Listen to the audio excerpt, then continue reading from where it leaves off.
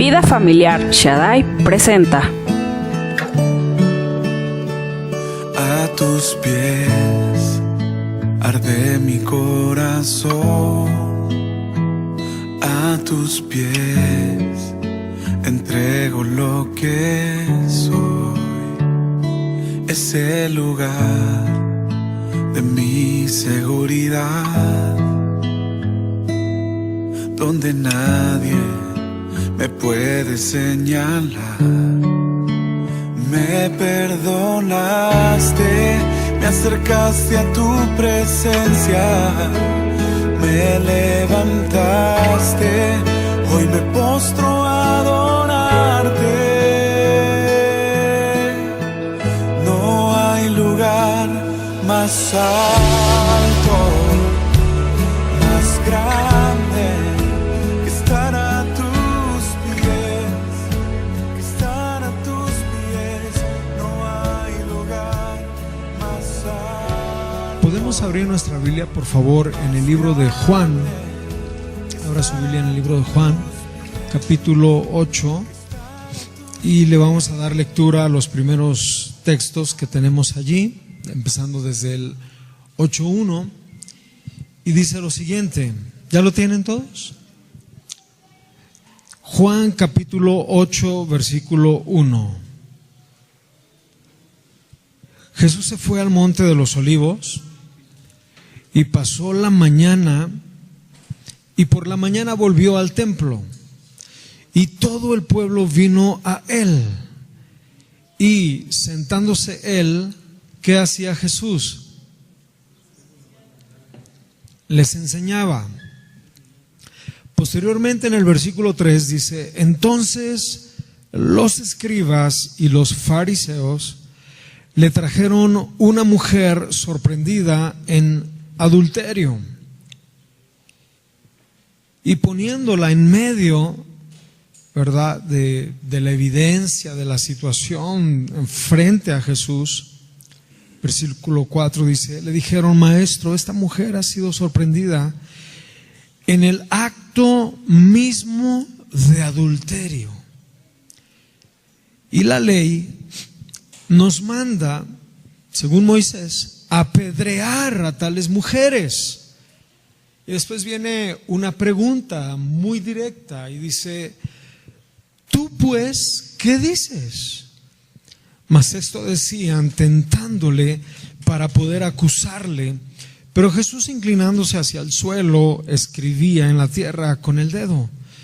Y como insistieran en preguntarle, se enderezó y les dijo: el que de vosotros esté sin culpa y sin pecado, sea el primero en arrojar la piedra contra aquella mujer. E inclinándose de nuevo hacia el suelo, siguió escribiendo en la tierra. Pero ellos, al oír esto, acusados por su conciencia, salió uno a uno, comenzando desde los más viejos hasta los más jóvenes, y quedando así solo Jesús y la mujer que estaba en medio. Enderezándose Jesús nuevamente, no vio a nadie, sino que solamente vio a la mujer y le dijo: mujer, ¿en dónde están los que te están acusando? Y ella respondió: Señor, ninguno. Ahora bien, esta porción yo creo que todos los que estamos aquí la hemos leído, la hemos escuchado, pero sin embargo hay algo que tenemos que comprender, algo que Dios nos quiere mostrar, y es que en el Evangelio del Juan, capítulo 8, que estamos leyendo, hay una palabra que hace falta aquí. De hecho, nuestras Biblias están traducidas en nuestro idioma, y hay palabras que en griego se pierden. O sea, la esencia del griego, como son escritas en el Nuevo Testamento en griego, al transcribirlas en español o en otro idioma, pierde la esencia pura de esa palabra. Y hay una palabra en este evangelio que se pierde cuando habla acerca que la pusieron en medio. En el versículo 3 dice: entonces los escribas y los fariseos le trajeron a esta mujer sorprendida en adulterio, y poniéndola en medio frente al perícopa. Esa es la palabra en griego que hace falta, perícopa. Y perícopa significa la corte, o sea, una corte de juicio, una corte de justicia. Por eso es que los exegetas la conocen esta historia como la perícora de la mujer adúltera, es decir, la corte de la mujer adúltera. ¿Sabes por qué es interesante? Porque ese juicio que se estaba promoviendo delante de Jesús era un juicio ambulante. Para que un juicio ambulante sea válido, necesita haber una certificación de personas. Porque si no, imagínate, toda la gente en Israel iba a estar juzgando y levantando juicios, y nos reunimos nosotros 10 y vamos contra aquella mujer y la apedreamos porque la ley dice, no es así.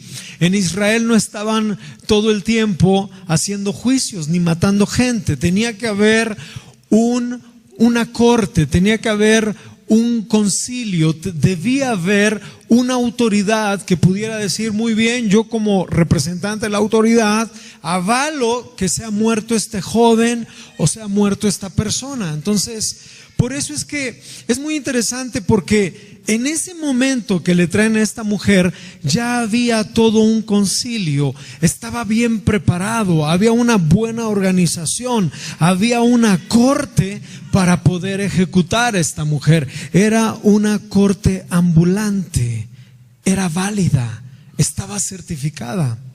Y si nos damos cuenta en esta porción, tendría que haber un líder, por lo tal había un principal de la sinagoga.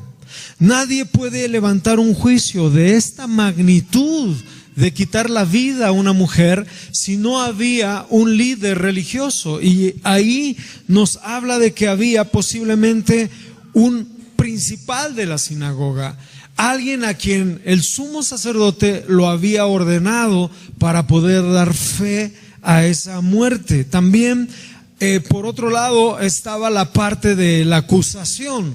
La Biblia dice que llegaron los escribas. Los escribas era una figura de acusar, porque no puede haber juicio si no hay alguien quien acuse, quien impute el pecado, quien impute la culpa.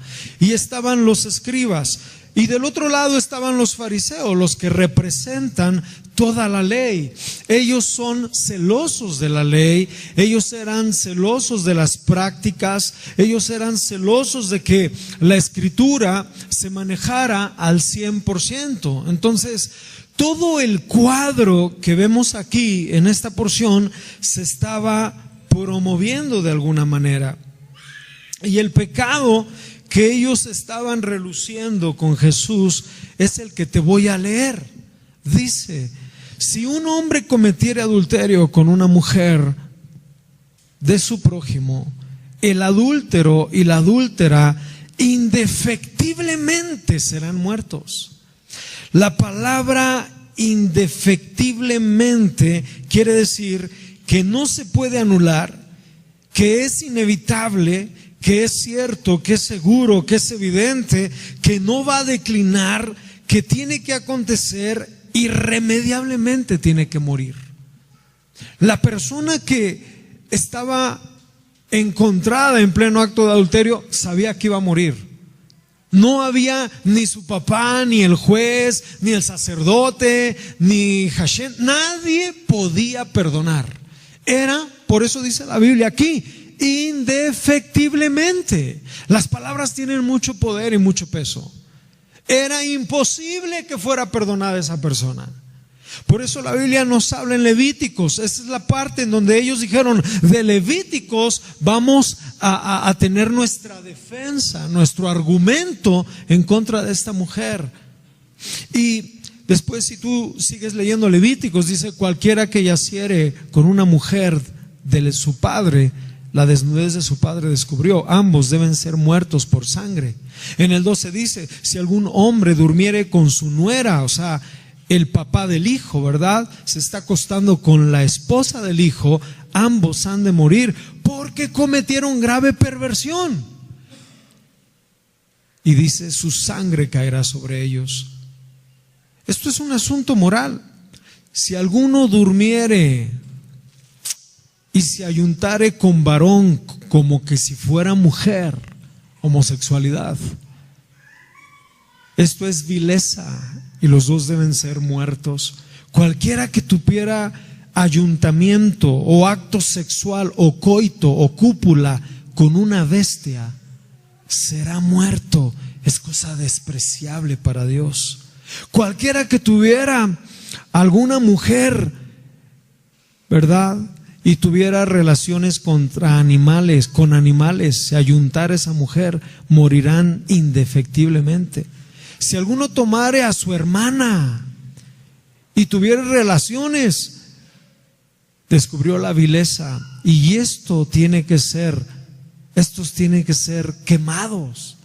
Wow, la ley era muy fuerte. Pero lo que me llama la atención es que en el versículo 10 habla del adulterio y todas tienen que morir, pero en esta dice que tiene que ser en el momento, tiene que ser indefectiblemente, tiene que ser un caso irremisiblemente. La palabra irremisible significa que no puede perdonarse por ser un grave pecado, por tanto pasa a ser indefectible, es decir, tiene que morir en este momento. No se esperaban para un día o para dos. Por eso es que ese grupo era un juicio, era una corte, por eso le llaman perícopa. Esa es una palabra griega, que era una corte que andaba ambulante para ver los casos indefectibles y de esa manera hacer un juicio en el momento. Ahora, a mí me llama mucho esto la atención porque la Biblia dice en Romanos 6:23 que la paga del pecado es la muerte. Definitivamente. Esto es irremisible, es decir, que no puede ser perdonado. 2, que es indefectible, que no puede anularse. La persona que comete adulterio, según la ley, es digna de muerte. Y dice la Biblia en Romanos 6:23 que toda persona que cometa pecado, la paga del pecado es la muerte. O sea, que sin Cristo Jesús, usted y yo somos condenados a muerte. Las personas que andan por el mundo, ¿verdad?, haciendo todo este tipo de acto inmoral y que no pasa nada, y puedo andar con uno y puedo andar con otro y puedo andar con otro, o puedo andar con una mujer y con otra mujer y con otra mujer. Eso me lleva a una condenación.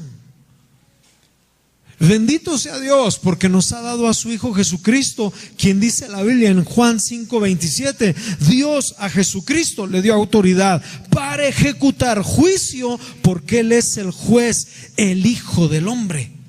También la Biblia dice en 2 Timoteo 4:8, el apóstol Pablo habla de un acontecimiento futuro y el apóstol dice, Jesús es el juez justo y entregará en aquel día la corona de justicia, y no solamente a mí, sino a todos los que aman su venida.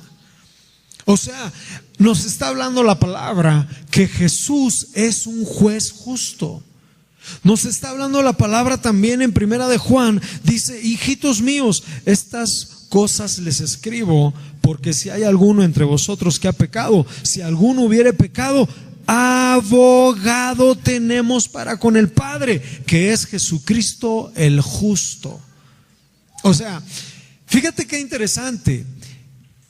En este concilio, en este juicio que querían apedrear a la mujer, había un juez, había una audiencia, había un abogado y había un juicio de muerte. Y Jesús representa todo esto. Jesús es el juez justo, Jesús es el abogado, y en Gálatas 1 dice, Él mismo se dio a sí mismo por todos nuestros pecados para librarnos de una eterna condenación. Entonces, conclusiones. Jesús, cuando ve a la mujer que va a morir, Jesús dice, no, yo he venido a redimir, yo soy el juez justo. 1, 2, yo soy abogado de ella. 3, yo soy el que doy mi vida en la cruz del Calvario para perdonar todos sus pecados. Y cuando nosotros caminamos en Cristo Jesús y nos apartamos de este pecado, nos apartamos de estas prácticas, nos apartamos de andar con el Señor como amantes, nos apartamos de andar con la señorita fornicando, nos apartamos de toda esta maldad, Jesucristo se activa en nuestras vidas para salvación eterna. De lo contrario, usted y yo, si no nos arrepentimos, estamos condenados. Seas quien seas. Porque una cosa es que la gracia de Cristo venga y otra cosa es que yo desperdicie la gracia de Cristo convirtiéndola en libertinaje. ¿Me estoy dando a entender? Yo no puedo hacer de la gracia de Dios un libertinaje. Vivo bajo la gracia y la gracia en Cristo Jesús puedo hacer todo, pero cuidado, porque eso es libertinaje. Por eso dice la Biblia, el apóstol Pablo nos escribe, nos dice: bástenos el tiempo de haber cometido mucho pecado. Bástenos el tiempo en cuando nos íbamos, ¿verdad?, a pecar, o robábamos, o maldecíamos, o nos odiábamos, o de alguna manera estábamos siempre con envidias, con rencores, trayendo a nuestra memoria, a nuestra alma, recuerdos de mucho tiempo atrás, que lo único que nos hace y que nos lleva es volver a escarnecernos, a recordarnos, a estar tristes, a amargarnos, a vivir atados. Bástenos ese tiempo. Dios lo que quiere es darnos libertad. Dios lo que quiere es que usted y yo comprendamos que en ese momento Jesús dejó esta porción que se escribiera en la Biblia acerca de esta mujer pecadora, porque Él quería mostrar a un Salvador que es juez justo, que es nuestro abogado y que Él es el que toma toda tu culpa. Por eso el Padre, cuando nos ve a nosotros, no te ve a ti, no me ve a mí, el pecador Irving, el pecador devaluado, el pecador sin salvación. Es Jesús quien mira a Jesús a través de mí, porque yo no hice nada de mí mismo. Es Él el que murió en la cruz por nuestros pecados. ¿Usted lo cree? Es Él el que murió por ti. Y Pedro dice: bástate el tiempo de estar pecando.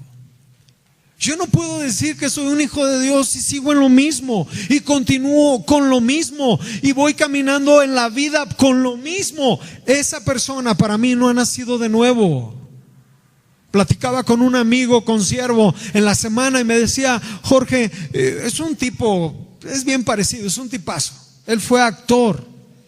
Y me decía: Jorge, Irving, mira, realmente antes de que yo casarme, yo anduve por todos lados, muchas mujeres. Dice, y cuando yo me casé, comencé a buscar de Dios y con todo mi corazón, pero había algo que me jalaba y me jalaba. Pero antes de conocer a Cristo, yo decía: ahora sí ya no le voy a fallar a mi esposa. Me nació mi hija y dijo: ahora sí ya no le voy a fallar a mi esposa. Me nació mi otro hijo y dijo: ahora sí ya no le voy a fallar a mi esposa. Me nació la última hija y dije: ya no puedo fallarle a mi esposa. Comenzaron a crecer y comenzaba nuevamente. Pasaba un año y volvía a caer con otra mujer. Pasaba otro año y volvía a caer con otra mujer. Él tenía un nivel ejecutivo a nivel bancario. Dice: yo viajaba en vuelos particulares, tenía esto, tenía lo otro. Y llegó el momento cuando llegó a Cristo, nunca más. Eso, Irving, es un milagro. Cuando Cristo te perdona,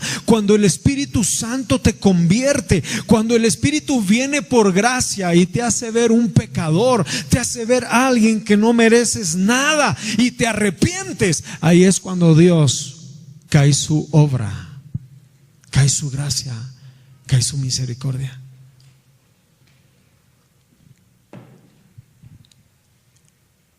Por eso es que nosotros tenemos que vivir un evangelio real, de este que Jesús quiere que vivamos.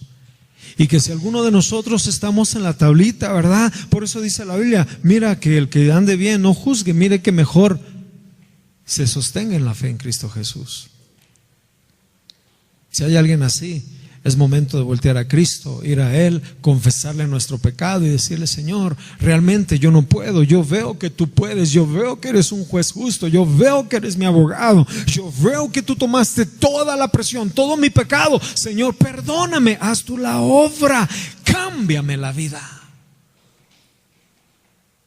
Y el Señor es tan lindo y tan bueno que todavía estamos en el tiempo de la gracia. Pero eso sí, cuando el Señor te perdona y te limpia y te dice, nunca más me acordaré de tus pecados. ¡Wow! Es la cosa más hermosa que puede experimentar el ser humano. Cuando a mí Jesús me dijo, te perdono, cuando la Escritura me enseñó y me dice, te perdono, todo lo que hiciste, todo lo que fuiste, todo lo que tú actuaste, hoy te perdono. Se cayeron cadenas, se cayó un peso en mi alma, quedé libre. Esa es la verdadera libertad. Amén. Entonces, ese es el tema. Estos personajes en el versículo 8:4 le dijeron, maestro, esta mujer ha sido sorprendida en el mismo acto de adulterio. Y la ley de Moisés nos invita a apedrear a tales mujeres. Tú pues, ¿qué dices? Y en el versículo 6 está la clave. Dice la Biblia, mas esto decían tentándole para poderlo acusar y para poderlo llevar a juicio. Déjate explico un poco. Primero, a Jesús le tenían una hambre impresionante para matarlo. En el libro de Mateo 26 dice, hicieron una conspiración para matar a Jesús. En Lucas 4, 16 y 20 dice, se levantaron de ira y querían despeñarle de las montañas. En Juan 7:30 dice, querían matarlo, mas aún no había llegado su hora y no pudieron prenderlo. La Biblia en Juan 10:30 dice, agarraron piedras para matarlo porque dijo antes de Abraham, yo soy, y agarraron piedras y lo quisieron matar. Mateo capítulo 27 dice, porque Pilato sabía que habían entregado a Jesús por envidia. Todo el que tiene de Dios, todos los que tienen de Dios, vas a tener enemigos. El tema aquí no es la adúltera. Concentrémonos en la palabra. El tema aquí es que querían matar a Jesús. Y ellos, los líderes religiosos, estudiaron muy bien a Jesús. Escucha, el enemigo, según las estrategias de guerra y según las estrategias filosóficas y según las estrategias del mundo y según la misma Biblia, el enemigo necesita conocer a quién va a vencer.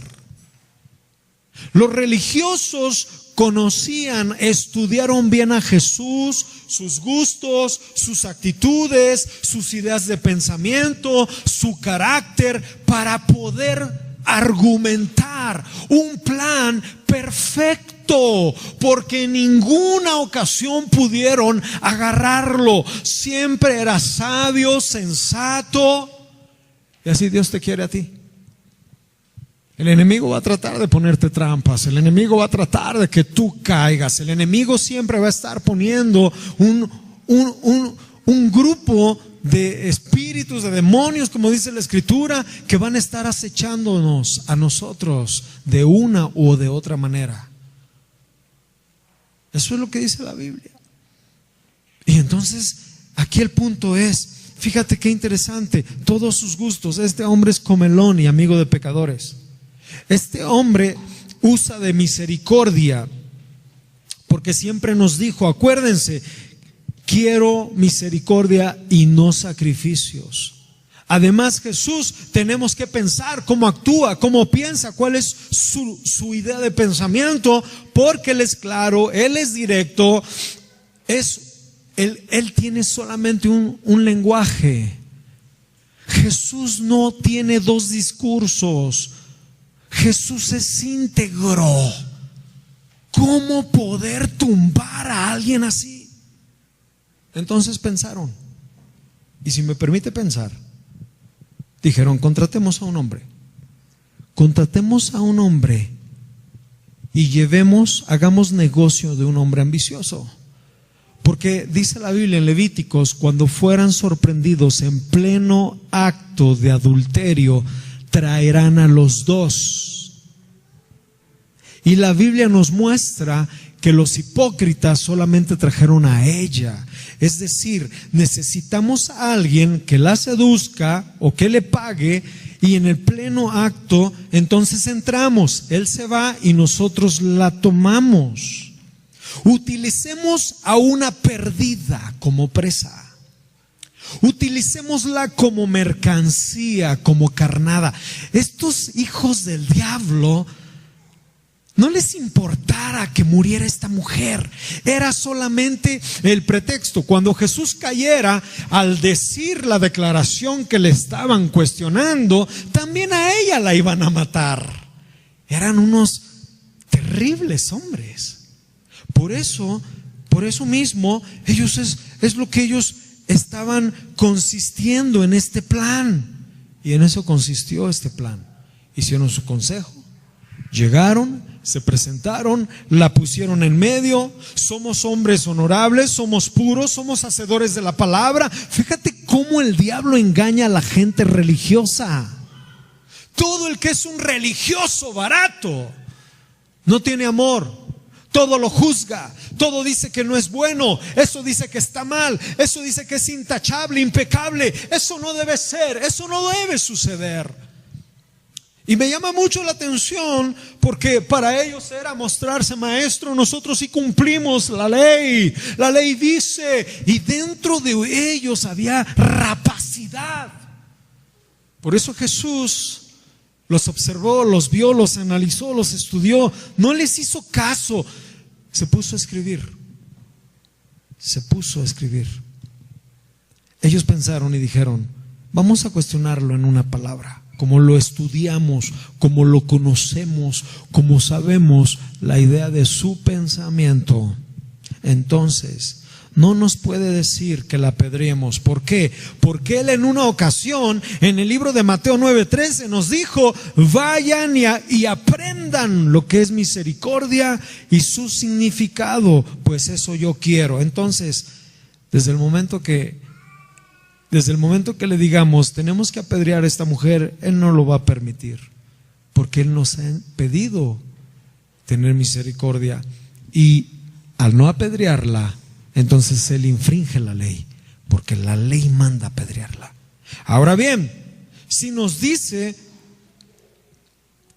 que la apedreemos, entonces Él ha roto su carácter. Él ha roto su integridad.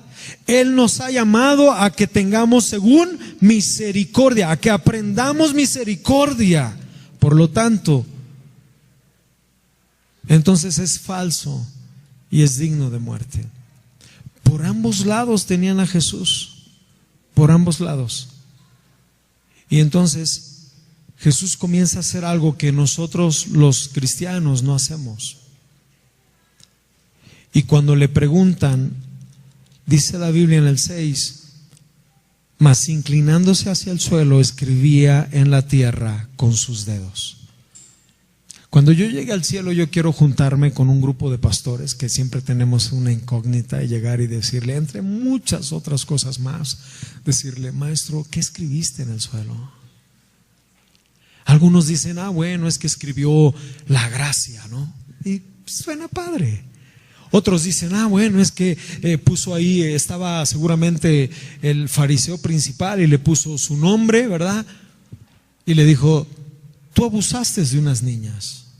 Y cuando se acercó y vio, tiró la piedra y se alejó. Suena bien, pero realmente para no inventar cosas. Yo entiendo algo: cuando la Biblia te muestra las cosas, te las muestra claramente. Hay cosas que no te va a mostrar y tú tienes que creer nada más, y el Señor te las va a revelar en su momento. ¿Cuántos creen esa verdad? Así que no se afanen y sea el explorador teológico, porque eso nos lleva más bien a tener equivocaciones. ¿De acuerdo? ¿Sí o no? Entonces, empezó a escribir. Solamente en la Biblia habla de 3 tipos de escritura. Una habla en Éxodo 31:18, y es que vale la pena mencionarlo. Le dio las 2 tablas del testimonio a Moisés, pero nota lo que hizo Dios. Le dio estas 2 tablas escritas por el dedo de Dios. Es la única vez en toda la Biblia que veo que mete la mano Dios para escribir. La segunda vez en Daniel 5, capítulo, cuando está el hijo, ¿verdad?, del rey, en donde se le aparece una mano y Dios empieza a decirle que ha sido Menen Tekel Uparsin, que significa te he pesado y te he hallado falto, te he hallado falso, no hay nada dentro de ti, estás vacío. Wow. Y esta última es donde Jesús está escribiendo también en la tierra. Lo que sí creo es que lo que él estaba escribiendo estaba haciendo algo muy poderoso, estaba encauzando el corazón de ellos por medio de la conciencia. Esto no lo puede hacer nadie, ¿eh? Esto es muy importante que tú lo entiendas junto conmigo. Porque en el versículo 7, como insistían, ¿por qué? ¿Por qué insistían? Porque ya era todo una preparación. Había alguaciles entre el pueblo. Jesús estaba agachado. Seguramente habían 2, 3 hombres dispuestos para prenderlo. Todos los hombres estaban alrededor como fieras, buscando y viendo el momento en que él cayera. El enemigo se estaba moviendo impresionantemente allí. Sin embargo,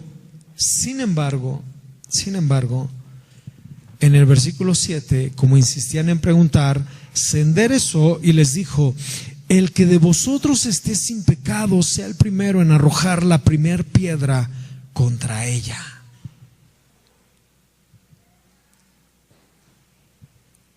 Notemos que Jesús tampoco los condenó ni los juzgó. Nunca les dijo, tú eres un esto, tú eres un lo otro, tú eres... Nunca. ¿Qué hizo Jesús? Los encauzó en su corazón por medio de la conciencia. Wow. Porque dice la Biblia que al inclinarse él, en el versículo 9, ellos al oír esto, acusados por su conciencia. Y yo te voy a decir algo. Esto de la conciencia solamente lo puede hacer el Espíritu Santo. Te voy a decir algo. ¿Cuántos de nosotros fuimos inconscientes con nuestros padres? Que nos decía, oye hijo, por favor avísame. A mí me decía mi madre, pobrecita, te amo madre. Yo recuerdo que me decía, por favor háblame. Y yo me iba, ¿verdad? Hoy le llaman antros, antes eran discotecas. Y yo recuerdo que me iba a la discoteca, y de tal discoteca, ¿verdad?, nos íbamos a otro estado, a Acapulco, al Baby O. Y después de ahí, y uno era inconsciente. Y uno decía, sí amo a mi mamá, pero está buena la fiesta. Yo recuerdo gente muy cercana a mi familia que dejaba a sus hijos y se iba. Y muchos tipos de inconsciencia. Muchachitas tener relación sexual con todo mundo. Entonces, cuando venimos a Cristo Jesús, el Señor, por medio del Espíritu Santo, nos lleva a una nueva conciencia, en donde tú despiertas, en donde el Espíritu Santo te da vida, en donde tú dices, yo no puedo ir a pecar ni a fornicar, no puedo defraudar a mi amigo en este negocio, no puedo mentirle a esta persona, no puedo robar de esta manera, no puedo traicionar. ¿Por qué? Porque hay una nueva conciencia, hay un nuevo cambio en tu persona. Dice la Biblia, he aquí las cosas viejas pasaron, he aquí todas son hechas nuevas. El viejo hombre ha muerto, ahora comienzan a ser un nuevo hombre que es bajo la imagen de Cristo Jesús. El que es nacido de nuevo no puede traicionar su conciencia. Por eso es que te cambia la vida. Y estos hombres tuvieron un toque de esa conciencia. Dijeron, yo no puedo apedrearla. Y seguramente algunos de ellos dijeron, yo tengo muchos pecados. ¿Y sabes qué? También eran de muerte. Porque si hubieran sido pecados de pagar alguna ofrendita, lo hubieran hecho.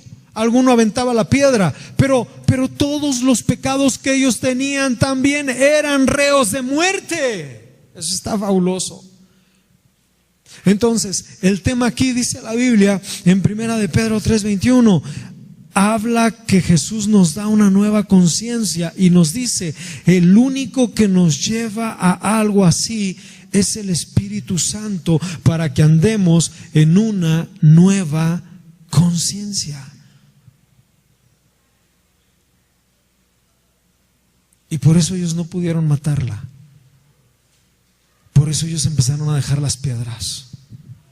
Porque en su corazón había una nueva conciencia, aunque sea por un chispazo de luz. Pero tú sí tienes esa nueva conciencia. Tú no puedes traer maldición a tus hijos por medio de tus actos. Tú no puedes provocar cosas que hagan daño a tu prójimo por no tener conciencia. Por eso la Biblia nos enseña y nos dice algo muy importante.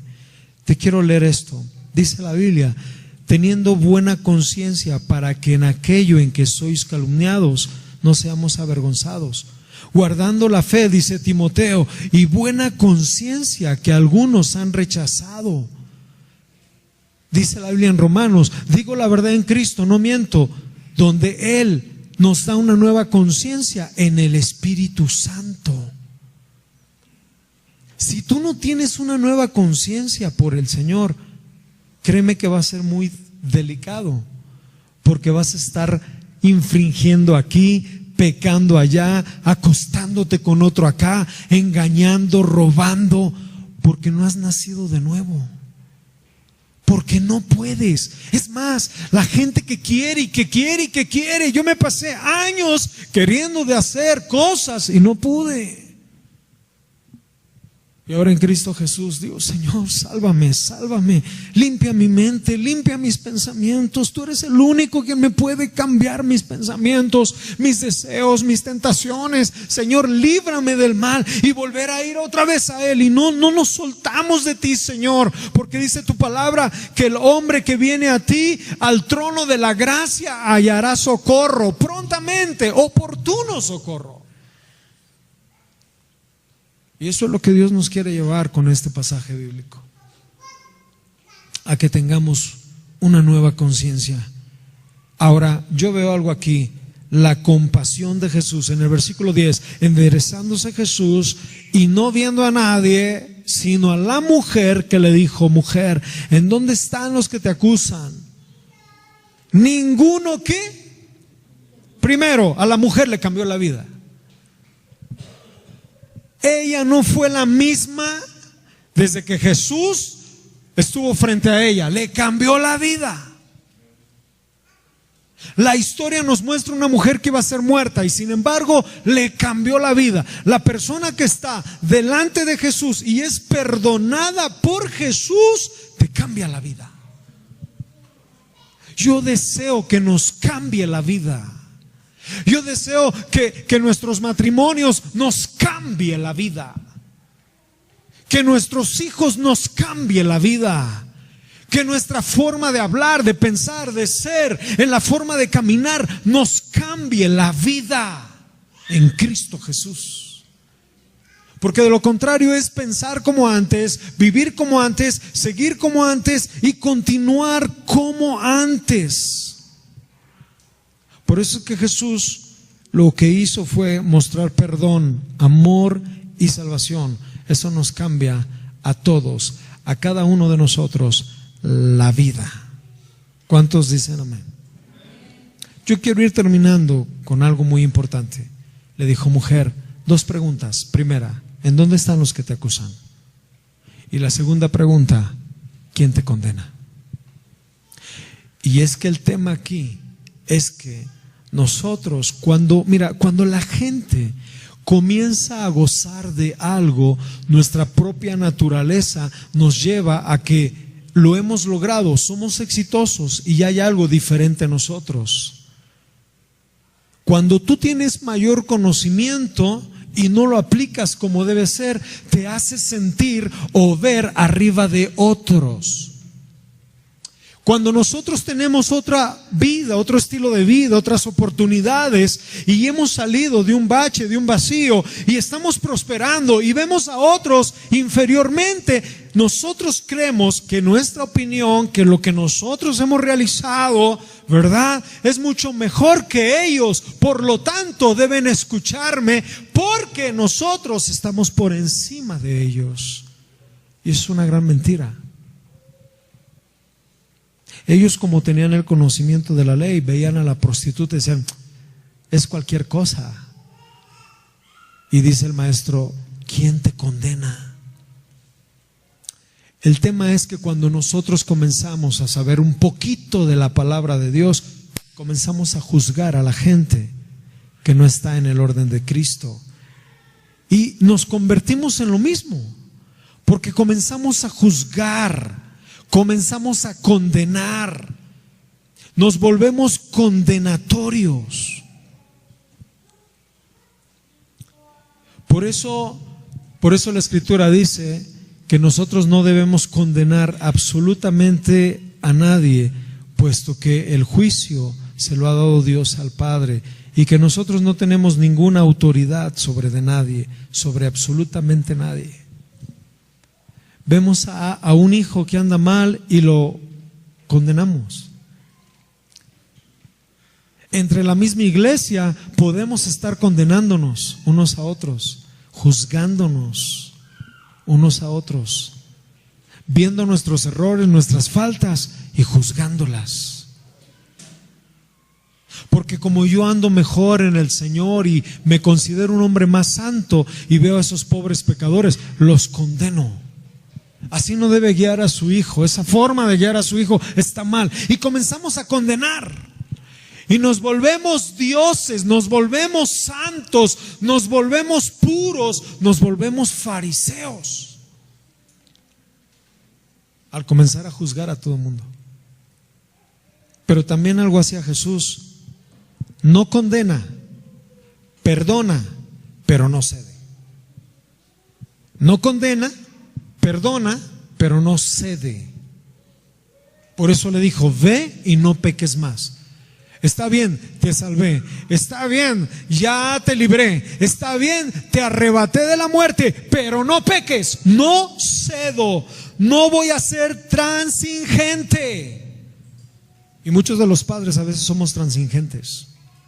Una persona transigente es que acepta a una persona ideas, opiniones contrarias a fin de llevar la fiesta en paz. Está bien, hijo, bueno, hagamos esto, está bien, bueno, llega a tal hora, está bien, acuéstate con X, que X, está bien, pero mira, hagamos esto. Usted está siendo transigente. Usted está permitiendo, usted está cediendo y usted le está haciendo un daño garrafal a su familia. Porque eso es lo que nos dice la Biblia.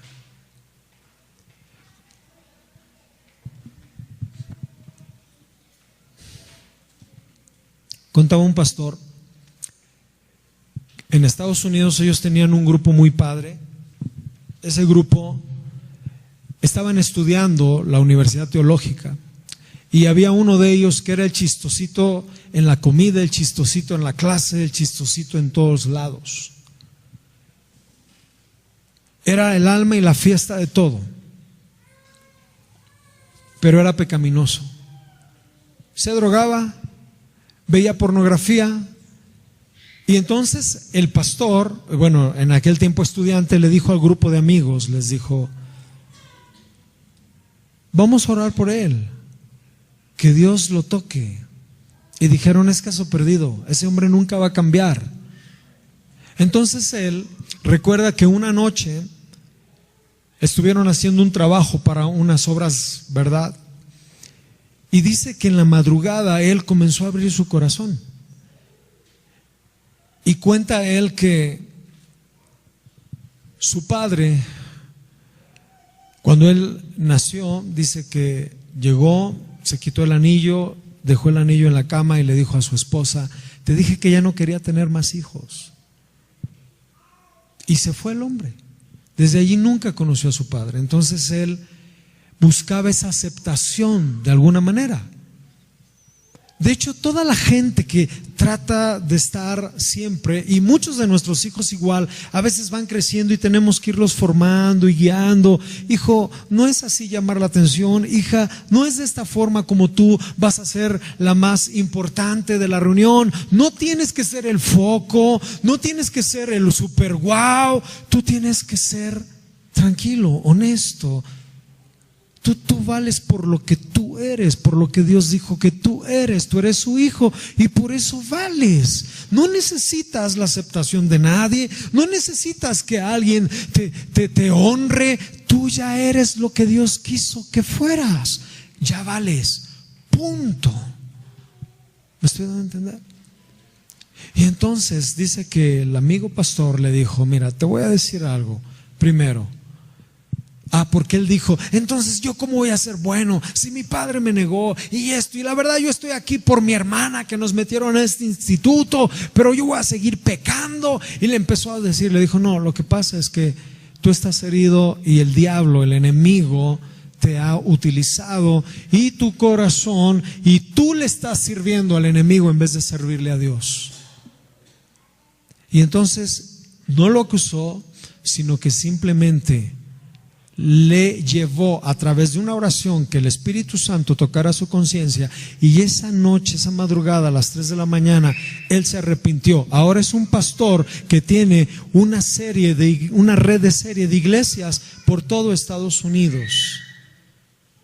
Porque lo que tenemos que hacer es llevar a la gente a que el Señor, el Espíritu Santo, si están ordenados para salvación, los toque, confrontarlos con la palabra, no con mi experiencia, no con mi santidad, no con mi justicia, sino con la palabra, de una forma sabia. No voy a ceder a lo que estás haciendo, no estoy de acuerdo en lo que tú estás diciendo, pero te amo. Pero la Biblia dice esto, para que esa persona comience a entender que solamente es mediante la gracia de Cristo Jesús.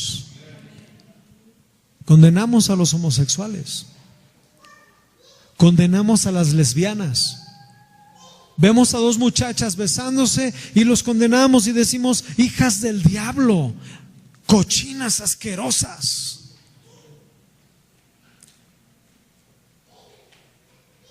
Si bien es cierto, la Biblia,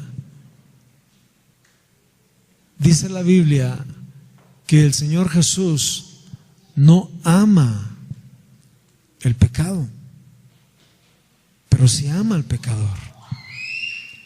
Y nosotros hemos agarrado parejo, como que si nosotros fuéramos más santos, como que si nosotros fuéramos más justos.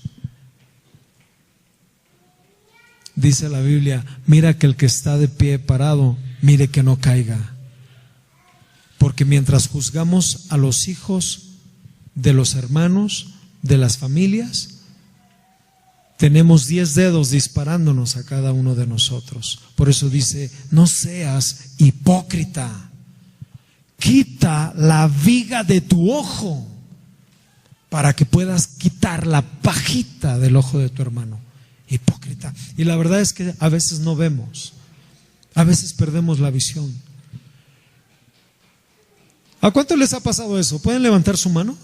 ¿O todos son perfectos, santos, puros? Wow, puro glorificado aquí.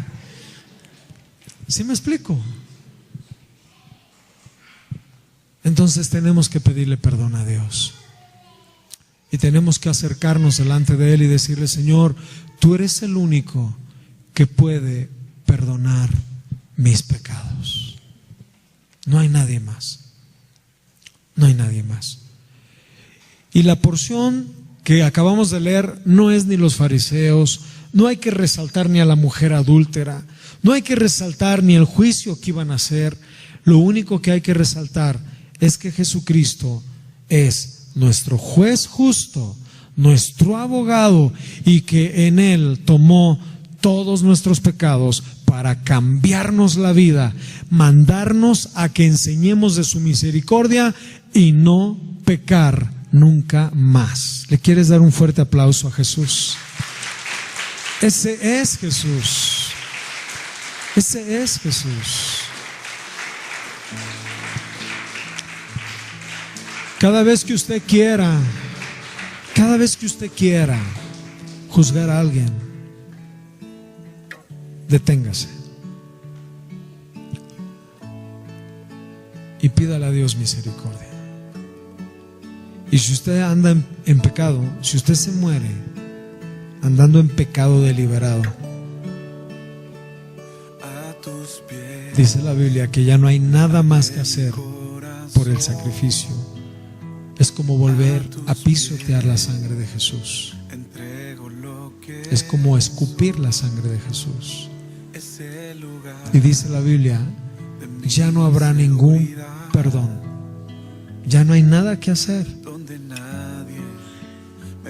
Por lo tanto, yo sí creo que el Señor nos ha perdonado y que por esa línea debemos andar. Amén. Le podemos pedir perdón a Dios si es que hemos pecado. Nos ponemos sobre nuestros pies. Hoy me postro a adorarte. No hay lugar más alto, más grande que estar a tus pies, que estar a tus pies. No hay lugar más alto, más grande que estar a tus pies, que estar a tus pies. A tus pies arde mi corazón, a tus pies te entrego lo que soy. Es el lugar de mi seguridad, donde nadie me puede señalar. Me perdonaste, me acercaste a tu presencia, me levantaste y hoy me postro a adorarte. No hay lugar más alto, más grande que estar a tus pies, estar a tus pies. No hay lugar más alto, más grande que estar a tus pies, estar a tus pies. No hay lugar más alto, más grande que estar a tus pies, estar a tus pies.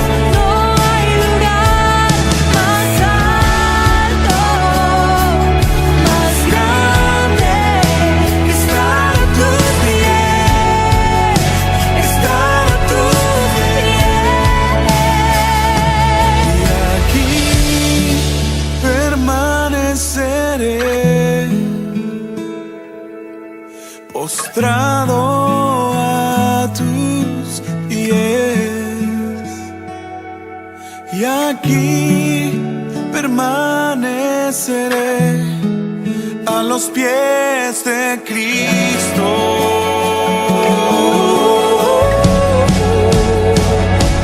Y aquí permaneceré postrado a tus pies. Y aquí permaneceré a los pies de Cristo. No hay lugar más alto, más grande que estar a tus pies, que estar a tus pies. No hay lugar más alto, más grande que estar a tus pies, estar a tus pies.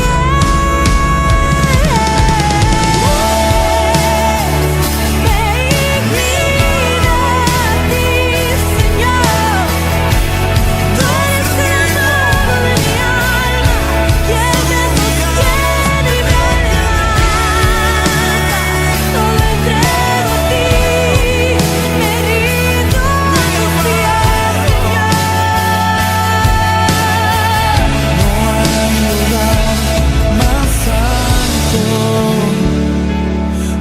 más grande que estar a tus pies.